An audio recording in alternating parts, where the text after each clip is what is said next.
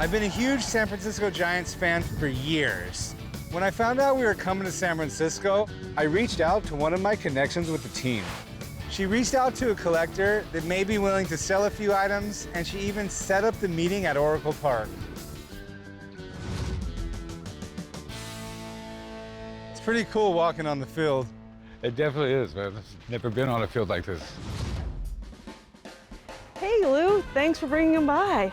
Yeah, thank you, Lou. I gotta admit, I didn't know you were this connected. Well, Missy's amazing, and she's the one who's disconnected. She hooked all this up. Pretty awesome. Well, let's go on upstairs and you can meet a collector that I wanted to introduce you to. Yeah, let's go do it. This is Adam, who is the collector. Hey, what's up, guys? How you doing? I'm good. How you doing, Adam? So what all do we have here? What you're looking at are some game-used jerseys from the 2001 and 2002 season. Any Barry Bonds jerseys?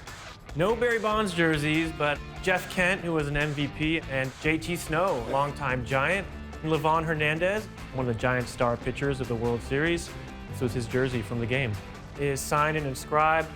And then you can't forget Dusty Baker, one of the best. Yeah, the Giants had quite the run for the early 2000s right there. For sure. So how did you come across all these? I was a bat boy for the Giants, so I got to meet tons of players, and you know, when they liked you, they would, give you stuff.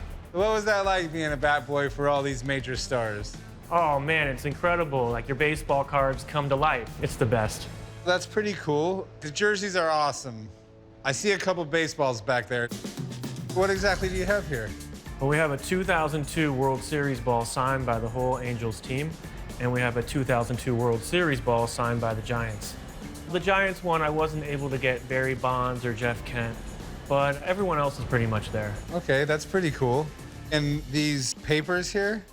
These are lineup cards. They're one-of-one pieces of the game signed by both managers. They write in the lineups, and this is from a special game. Barry Bonds broke the home run record. I found these in the trash, guys. That's funny. This is a cool collection. What are you looking to do with it? You know, I think it's time to part with it if the price is right. And how much are you looking to get for it? For the whole collection, I'm looking to get $200,000. Okay, that's a lot of money.